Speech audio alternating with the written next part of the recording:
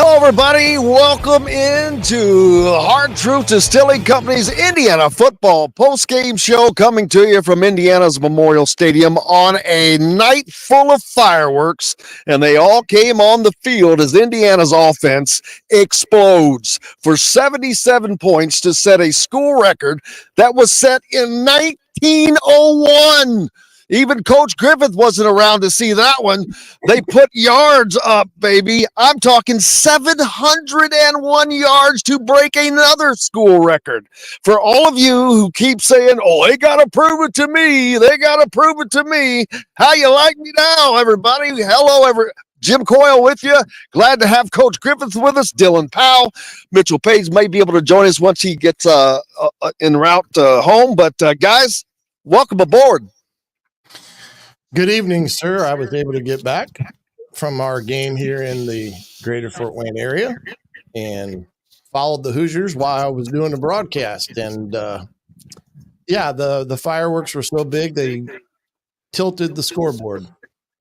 Yes, the start of the second half, they broke the scoreboard.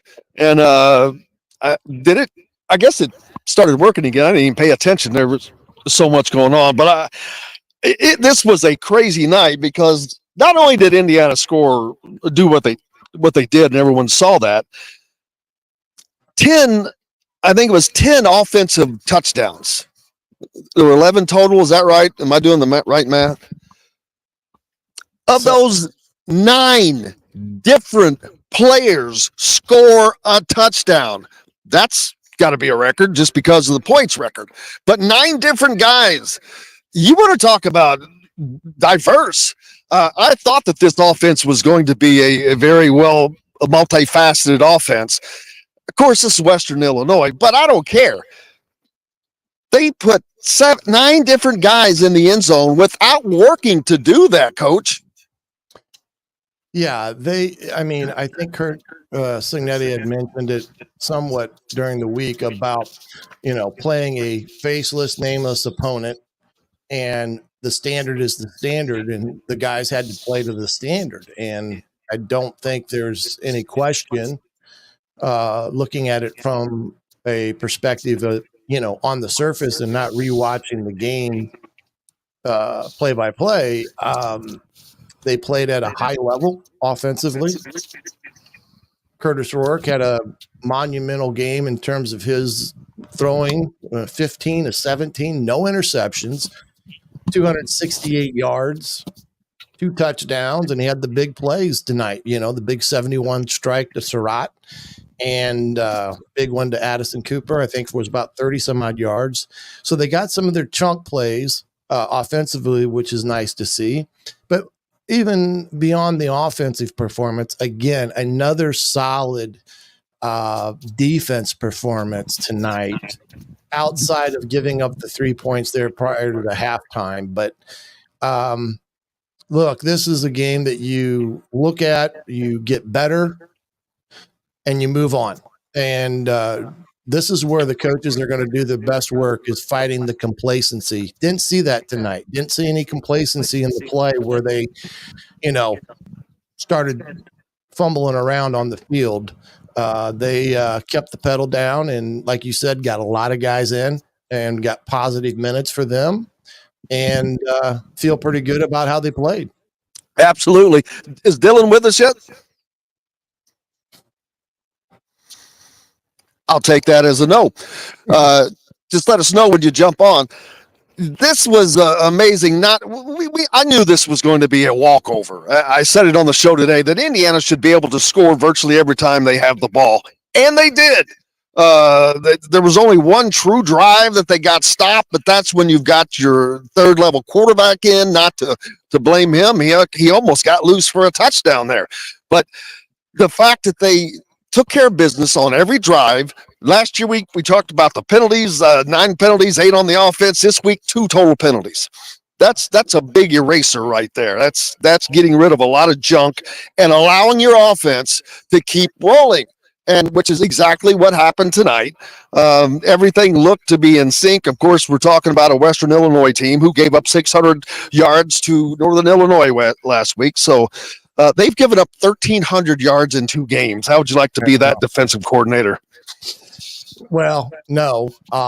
There's a lot of things that they're going to have to look at schematically in what they do, because right now it's not doing what they need it to do. But 7-9 for the Hoosiers on third down conversions. That's huge because it tells you how efficient they were on first and second down tonight.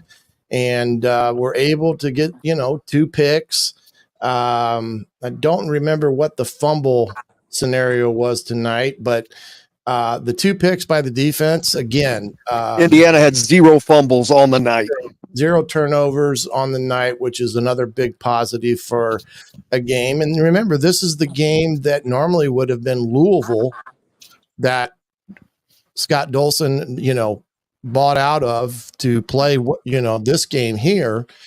It's a little mixed feelings from this perspective that you don't know quite what you have, even when you play a game like this. So you really have to hone in on, the positive aspects of it, whether, was there things that was missed assignment wise and things of that nature to really codify the performance by Indiana. But I thought the offensive line, from everything that I have seen, and that hasn't been a lot, but enough to determine that they took a big step forward tonight, especially in the pass pro.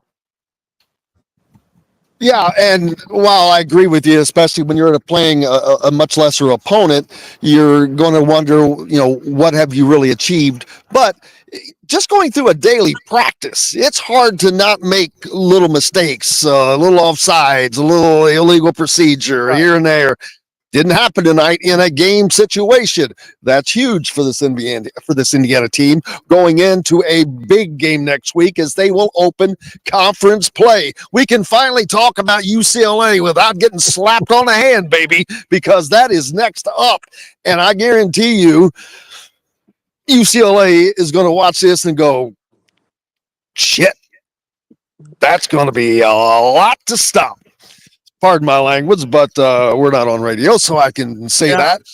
UCLA is going to have a lot of issues with this team because they have a lot of different weapons. The running game, again, this team tonight, 11 rushers, 11 different guys carried the ball, and the team averaged 7 yards per carry. That's nearly impossible to do, but they did it. You get your first 100-yard rusher in a while, in a couple of seasons, as Justin Ellison on just 9 attempts, by the way. That's an average of 13 yards per carry. 2 touchdowns on the night, the longest of 47 yards. Martin had 8 carries for 57 yards. That's 7 yards a carry. Tyson Lawton, just 6 carries, 42 yards, 7 yards a run. He added a touchdown. Elijah Green, 5 touches, 31 yards, 6.2 yards per carry. Kalen Black, 5 touches, 30 yards, 6 yards a carry. It was just a walk through the park for these guys, but I don't want to make it sound that they didn't do anything, because you still have to go out and play the game. And while, yes, this team is not very good, Western Illinois, you still have to do it without making the mistakes. And they did not make the mistakes, which is key for this team. And that's the difference, but I think is going to pay great dividends as they travel out to Los Angeles next week, because they got that second game in and cleaned up those mistakes. UCLA doesn't have that second game. It's Indiana. Yeah, and another thing, again, with this defensive performance tonight, they only gave up net of 12 yards rushing. So that is like 64 yards only on the ground for 2 games, which is astonishing. And the fact of the matter is they had, I believe, 6 sacks tonight. So being able to get pressure without having to do some type of creative blitz or pressure package, I think is huge, because you're being able to get pressure on the 4 down people. And again, I know that, some people are going to say, well, this is just a glorified scrimmage, or this is that. Well, it kind of is, and that's okay. It is and it isn't. The fact of the matter is you still have to play consistently for 60 minutes. And the fact is that I think you can look at it objective enough to say that they were able to do that. And there wasn't any stumbles where, you just got lost in the fact that it was a blowout and the guys just kind of went through the motions. I don't think that was the case tonight, or at least that isn't the feeling that I got from listening to Coach Signetti's press conference. Yes, they have to live up to a standard, but you take this game, you learn from it. You try to get another step better through this week so that you go into Pasadena at all things in motion in the right way, and let the chips fall where they may. Because at the end of the day, it's just another step forward in a long year. Absolutely, and Pasadena coming up this Saturday, of course, as UCLA has been off since their trip to Hawaii. Now the Hoosiers will head out there with a ton of confidence. They are feeling very good about their offense, and having all of these guys participate, everybody's happy, everybody's getting the ball, and I don't think that's going to change a lot. I think Signetti likes using these different weapons. It makes it difficult for the defensive team to adjust to, because now you've got to account for all these different guys. And they're very capable, obviously, when you have 1, 2, 3, 4, 5, 6 guys with 7, 8 guys that averaged well over 4 yards a carry tonight. Yeah, I know they piled him up against this team, but it's still, when you're going that far down, that's just a lot of individuals to have success. I don't know what the cap is on a quarterback rating, Coach, but Curtis Rourke ended the night just 15 of 17, 268, 2 touchdowns, 88% completion rating for a 259.5, 260 quarterback rating. I didn't know it went that high. I didn't either. But again, that just goes to show you what good of a job that the O-line did in their pass pro. A week ago, they were shaky. They improved tonight in that category. They ran the football effectively against FIU. They took another step forward in what they did tonight with 335 yards on the ground. Indiana's got a good stable of backs that they can roll in and out of there. And again, in the passing game, the best thing about their passing game is their ability to distribute the football to a lot of different guys. And each and every week, guys are going to have a chance to make plays. Like Surratt tonight, he had 6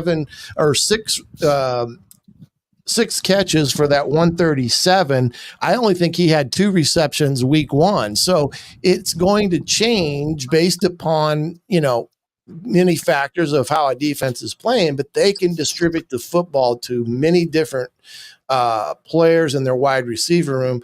And the other thing I like to see tonight, Jimmy, is the fact that Taven Jackson comes in, he gets quality minutes, he goes 3 for 3, 104 yards throwing, 1 TD, and he also added, I think, about 19 yards on the ground.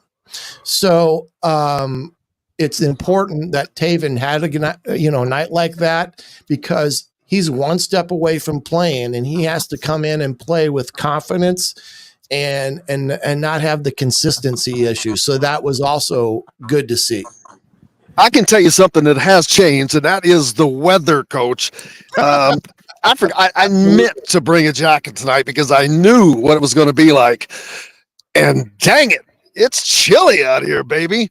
I'm not going to lie to you, but yes, you got guys that got quality minutes that they're going to need at some point, and they performed. They stepped up. You still didn't have mistakes. You played all of these guys in all of these different roles, and still the mistakes weren't there.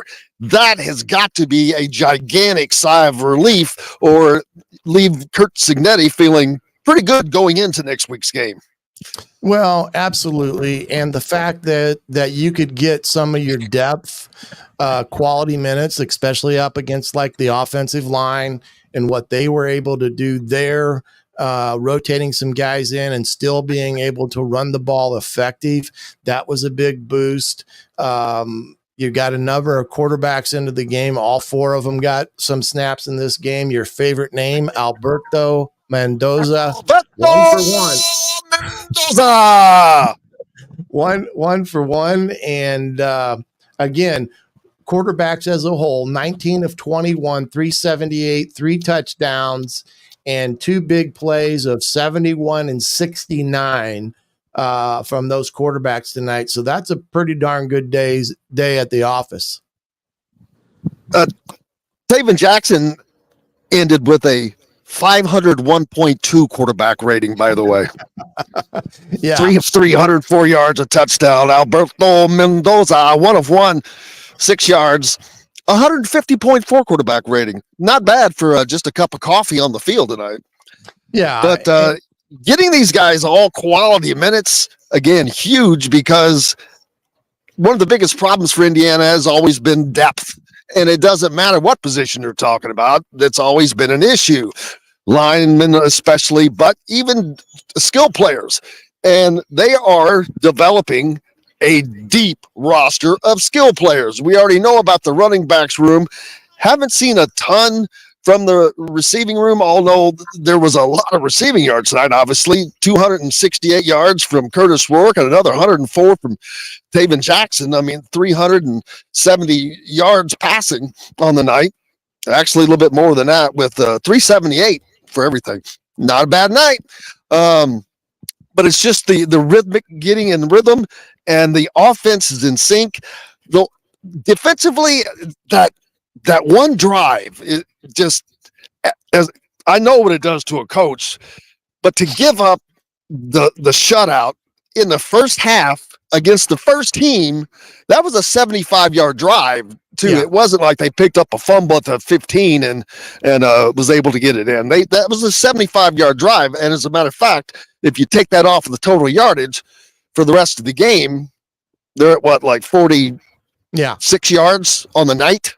So it's hard to say anything about the defense, but they've allowed a last part of the first half lapse in each of these first 2 weeks.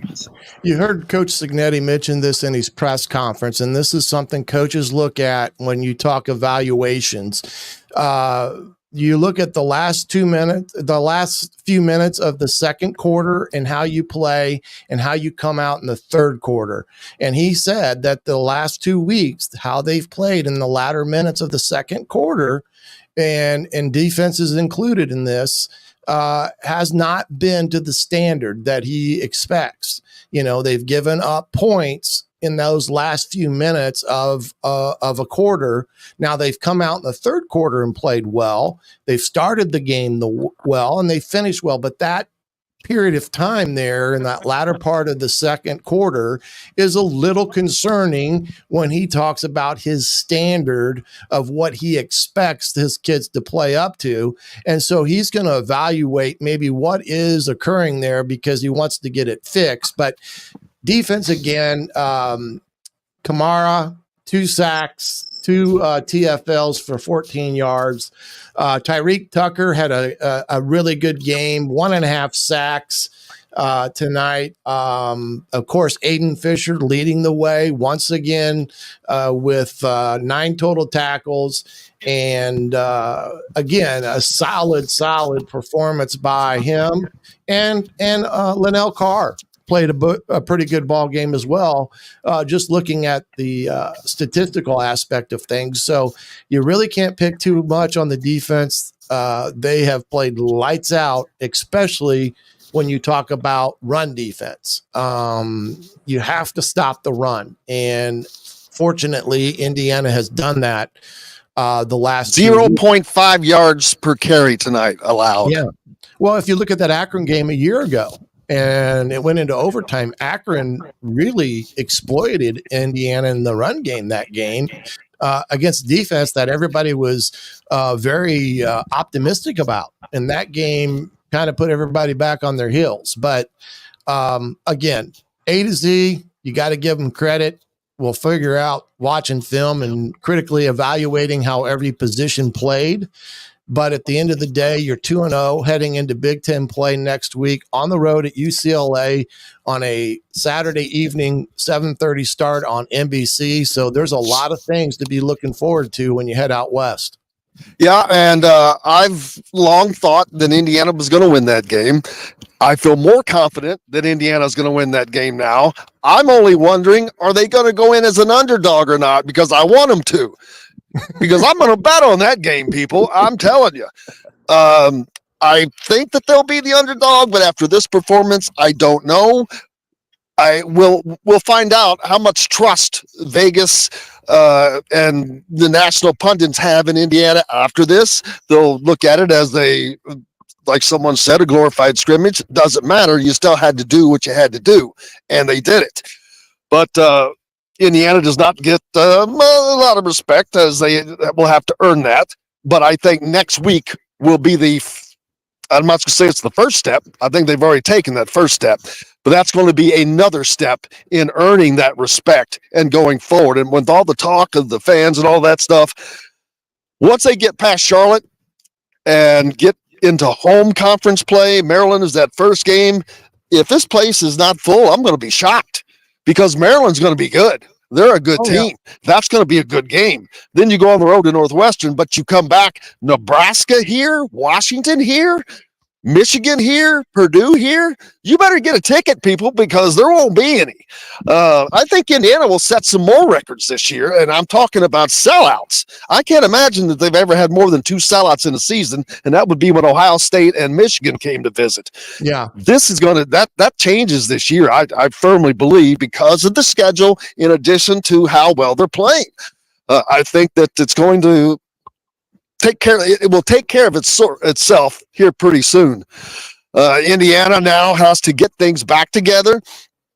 Cannot live on their laurels with this because they did a lot of great things, mostly just great things, but they have to realize that, hey, this wasn't Michigan that you just beat, and you've got a Big Ten conference game next week in which you're going to have to travel across the country. Cignetti is going to do what he does, get them back to being focused, doing all the things. I loved the timeout he called late in the half when they were on defense and they were struggling, and he wasn't happy. Yeah. He's up 42-0 at that time, whatever the score was. How many coaches do you see calling a timeout late in the first half when you're leading 42-0? Well, again, he preaches his blueprint and the standard that he expects. And when they fall short of that standard, he's going to point it out. He doesn't like to talk very much, but when he does, he has something very poignant to say, and the kids listen to him. He talked about their Tuesday practice. Wasn't very good. He very seldom talks to the team after a practice. Well, he got their attention Tuesday after practice because it wasn't to the standard.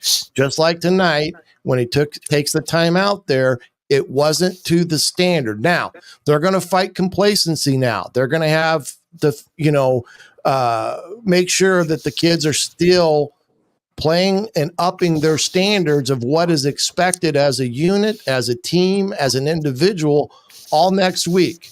And that's what he really focuses and preaches, because he believes in the mindset of when a standard is established, that is a mental component. And when you're not reaching it, he's going to call you out on it. So they're going to face a more talented offense than they faced the last 2 weeks. They got Ethan Gerbers, who's a really good quarterback. And you got Eric Bieniemy, the wily veteran offensive coordinator. Talking, going against the young and bright, up-and-coming, full of piss and vinegar Brian Haynes, that's got a defense right now that's on fire. They're going to get tested next week. And this is where you're going to find out what happens when you have some adversity. They haven't had to face it in the first 2 weeks. That's the only bad thing, is that they haven't had that adversity hit where shit hits the fan, excuse my language, and you want to see how your team reacts to it. So these are the things that they're going to start getting into as they get deeper into the schedule against better teams. And you're right. They've got a big one Saturday. They come back, play a Charlotte team.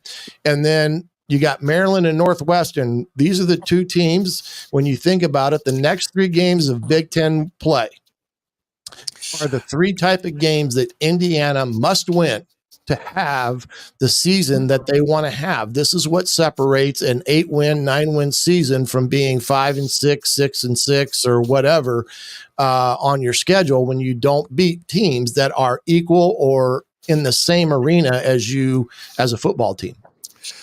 And for those of you just joining us, you're joining the Hard Truth Indiana Football Postgame Show coming to you from here at Indiana's Memorial Stadium. I understand Dylan Powell's with us now. Sorry, Dylan, I didn't know you were there. Can you hear us? Yes, sir. Can you all hear me now? Yes, sir, brother. How are you doing? I am good. I think I was on mute earlier. I forgot to unmute myself. That's all right. Hey, were you a part the last time they set this scoring record, the one that they broke tonight, was against Indiana State just a few years ago, I think 2015. Were you still here? No, sir. I was COVID year was my first year there, and then I was there the year after that as well. Yeah, it's just amazing. It's kind of funny. They break two records tonight. The scoring record where they put 77 points on the board. I'm shocked that they don't still have that thing just blaring out of the scoreboard down there. But the other record, that was the record, the old one, from 1901. Yeah. 1901, people. That's pretty big stuff for any program. The yardage was just from a few years ago, but still 700 yards, baby, 700 yards. I've been talking about this offense being so much better, Dylan, and I think that people they're going to start believing now, because I don't care if people call it a glorified scrimmage or not. You still got to go out and do it. Yeah, absolutely. And I think they came out with a great game plan. I liked how early they got Rourke going. He seemed to be off a little bit, maybe in that first game, maybe some jitters there and maybe some timing issues with the wide receivers, but looks like that's all fixed. And then after that, they started to bring the running game in, like you've mentioned, ran the ball over the field. I think they threw for over 300 and ran for over 300 yards. So continue just to run the football, and that'll open up the passing game. Really like their short game that they've got going. With the passing game as well. Seems like they're running a bunch of curls and stuff in the middle of the field, and that's going to open up some of that play action down the middle where you hit Surratt down the middle for 70. So, yeah, I think the coaching staff's doing a really good job. The kids played hard tonight, and I was even more impressed with all the young guys coming in and keeping the standard like you all have mentioned and running the football, scoring points, and also just good to see them get in, see all their efforts and practice. A lot of those guys are probably on the scout team. So for them just to get their feet wet and be able to see their hard work pay off is always awesome as well. Yeah, that's still, I keep going back to, they emptied the bench. Everybody played. I might be the only person that didn't play tonight. And they did all that without making the mistakes. When you've got your second, third string guys coming in and you're still not making mistakes, that's a hell of a good sign. Yeah, absolutely. Like you all have mentioned, it's really building that depth and just creating a standard of no matter, I mean, there's going to be injuries at some point in the year. Somebody's going to have to step up, and a game like this is good for them to come in and get their confidence in a good spot and be able to perform whenever they get on the field. But hopefully, I think a big key for this game is just keep everybody healthy. So didn't really see many major injuries or anything like that. I know Rourke scared me there when he was scrambling on that one. He looked like he had a little funny step there when he went out of bounds. So it's just as good to keep these guys healthy early in the season before you get into big games like you do with UCLA next week. Well, and speaking of big games, you played at Stanford prior to playing at Indiana and coming to Bloomington. So you have played in the Rose Bowl. You played against UCLA. You've played in those games. And while UCLA may be this or may be that, it doesn't matter. Just playing in the Rose Bowl is a huge deal. Not the bowl game, but the stadium is called the Rose Bowl, people. But playing in that it's a cool thing. Most of these guys have never been to a place like that. And especially think of all the JMU guys. They were at JMU last year. This year they're playing in the Rose Bowl. It's a cool thing, but that is something that I think Curt Cignetti is going to downplay. He's going to try to keep his guys grounded, focused, business in hand, and that's the way they're going to have to approach that to come out of there with a win. Yeah, absolutely. That stadium's in an awesome area there in California. Remember when we went there, it was just breathtaking. Obviously, every January 1st, you're watching the Rose Bowl game, and just the scenery and the pageantry out there is amazing. But I agree. I think he'll have them locked in and ready to go. Obviously, it's a little bit of a different atmosphere when it's not actually the Rose Bowl. So when I played there at Stanford, they didn't really have a huge crowd. I don't know if that's really changed at all. So it's a great experience for them to be able to travel across the country to the West Coast. And I know a lot of people don't like the conference alignment, but just seeing matchups like that and giving the fans the ability to go out and watch an Indiana game in the Rose Bowl is something I think is really neat.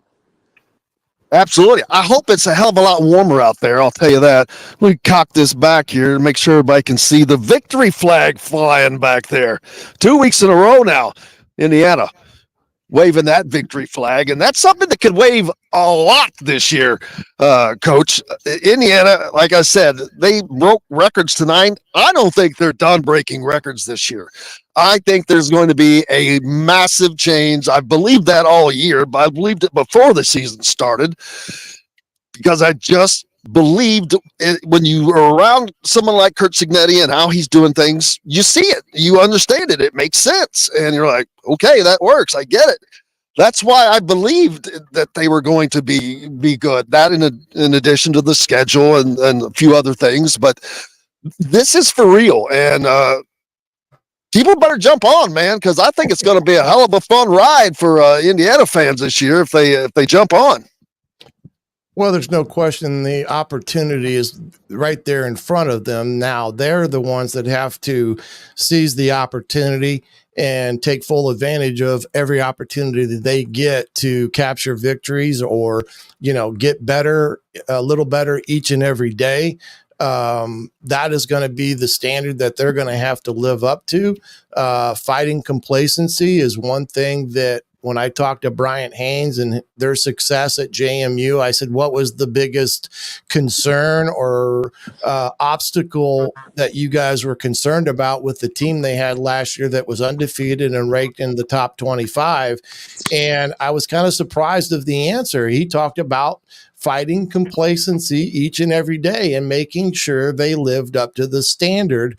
And when you think about it, it makes a ton of sense because you come off a game, you're feeling good, you think you maybe have arrived, you take you ease up on the gas pedal a little bit, and the next thing you know, you're getting your doors blown off. So that's the biggest obstacle, fighting the complacency at a place that, hey, look, they haven't had a lot of success. Now, there has been stretches here and there where they've had it, but again, it's what Curt Cignetti preaches, and I believe it wholeheartedly because I believe in a sound, fundamentally tough football team that we're seeing in front of us right now, but that is playing to a high standard each and every week, no matter who you play. And another big thing tonight, too, was the points they got off of turnovers. Those are killers against teams. When you can take an interception or a fumble recovery and turn it into points, and I think on one, maybe the defense actually turned it into a touchdown, which is always good when the offense doesn't have to hit the field. Man, I wish somebody had a jacket for me. I'm telling you, I'm freezing. I've been whining about that for 20 minutes now, but I can't believe how much it has dropped. Dylan, what has to happen after this performance tonight, after they just obliterated them, Western Illinois, in every way possible? What has to happen in practice this week as they head out to prepare to go on their first road trip of the year, their first conference game of the year, and a team that they've never played? Yeah, I think you got to turn the page immediately. This is a team in Western Illinois you expected to do this against. Not a good football team. And if you can't get up for the first Big Ten game of the year, a lot of these guys, first time playing in a Big Ten game, Power 5 game, I think a lot of them have a chip on their shoulder, something to prove. So yeah, I mean, if you can't get up for the first Big Ten game of the year, I think you've got bigger issues than that. But it sounds like they've got a great plan ahead. I think I'd be really confident. Like I said, I don't think UCLA's anything special. I know they struggled with Hawaii there week 1, so I think they'll come out. They'll be ready to go. And what better way to go out and showcase who this new Hoosier team is on a 6:30, 7:30 NBC game, nationally televised. Purple asking about the attendance tonight, and I have to say the students did a better job staying in the game. They were here into the second half at least, so there's not a lot to complain there. There was more fans here tonight, I think, at the end of the game than there were last week for a much closer game, playing a better team. So give a shout out to the crowd tonight. The crowds are going to come. I'm telling you, you better start getting your tickets if you're not, because once Maryland, after they beat UCLA and Maryland comes to town, it's big games on from then on. Like I said, Nebraska, Washington, Michigan, and Purdue. Good luck. You're going to be paying out the nose, baby. It's going to be a fun year. I'm going to enjoy the hell out of this. It's usually you're working and doing this, but I'm like, you know what? This is going to be a fun year. I'm going to enjoy it. And I look forward to that starting next week. As we'll travel to Los Angeles. Indiana Sports Beat will be out there, of course. We'll come to you from the Rose Bowl, brought to you by Hard Truth Distilling. Make sure if you're not stopping by there at their beautiful location in the heart of central Indiana and beautiful Brown County, all of their great products, their sweet mash bourbons and hard road ryes, coconut toasted rums. I'm sure, Coach Griff, you've seen their products out and about. Oh yeah, and that's what you need right now is a shot of their whiskey, bourbon, whatever you want to call it. I could use a shot of anything right now to warm up, but I'm not going to lie, and I'm not going to quit crying about it. I wouldn't mind going out to the Rose Bowl and be out there in the great city of Pasadena, because it's home to the granddaddy of them all. But I'm sure it'll be a fun trip. And again, it's a business trip for Indiana, and you got to turn the page like Dylan just talked about, and move on to the next one, and get ready for a game that's going to be a tough one. Let's face facts. It's going to be a tough road game for Indiana against a team like UCLA that's coming off a win, although they struggled. But under a first-year head coach, this is where you got to make hay, and these are the type of games that Indiana must win to have the season that they want to have. I'm going to put you on the line right now. I know we've got a week to go yet. What's your prediction next week as of right now? Well, I definitely think that Indiana has the ability to win the football game and talent. If they play like they have been on both sides of the ball against a UCLA team that has a talented quarterback and a pretty darn good defense, I still think they have enough firepower to win a game, but I think it's going to be a close one. This could be a 3-point differential, maybe a 2-point differential. If they don't turn the football over and they still have the high effectiveness on first and second down and stay away from long yardage situations and make good decisions with the football and make the accurate passes, they're going to win a football game come next week out in Pasadena. But I do think it'll be a close one. I don't think you're going to see a big differential in the points being put on the board next week. So, well, it looks like we lost our host there, Dylan, Mr. Jimmy Coyle. I think he's going to try to come back to us here. Yes, sir. Skyler, is that what happened? Yeah, we lost him. He looks like he's coming back.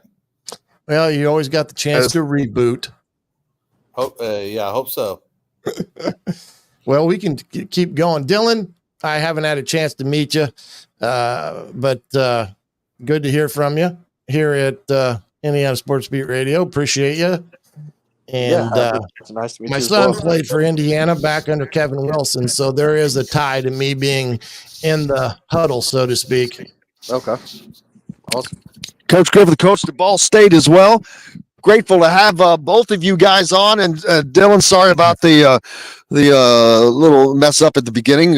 Next week we'll make sure we got you on and ready to go to start with, baby, from the Rose Bowl. Yeah, I wish the whole crew was going out. We could do like a Pat McAfee thing. We could stand down in the end zone and we could call the plays and call the game while the game's going on. We could do some fun stuff, man. Well, heck, we're going to have to stay up late And YOLO, baby. Come on. You only live once. Let's go in it. Hell, not only do you only live once, Indiana's scoring points and winning games in football, baby, and I don't think it's going to stop. I cannot thank everybody enough for joining us as well here on the Hard Truth Distilling Indiana Football Postgame Show. We'll be back on Monday on Indiana Sports Beat Radio. Make sure you join us then. Don Fisher will be with us. We'll have Greg Rakestraw. The Colts play on Sunday to kick off their NFL season, so we've got more coming up. Excitement all week, and then we'll be preparing for the Indiana at UCLA game. Of course, we'll be out there bringing it all to you as well. Dylan Powell, former Indiana player, thank you, sir. We appreciate you. Yep. Thanks for having me on. Absolutely. And Coach Shannon Griffith, as always, appreciate you as well, sir. Yes, sir. I appreciate you both, and have a great rest of the weekend, and we'll tee it up next week. Absolutely. And most of all, we thank each and every one of you guys for joining us here on the Hard Truth at Indiana's Football Postgame Show. I'm Jim Coyle. Thanks to Skyler for keeping us between the white lines. Until Monday, I will see you on the radio. Thanks for listening to Indiana Sports Beat Radio. Be sure to subscribe to our YouTube page for more clips and team coverage of Indiana basketball, football, and more. You can also find full episodes and tons of other content on thehoosier.com. We'll see you next time for another edition of Indiana Sports Beat Radio.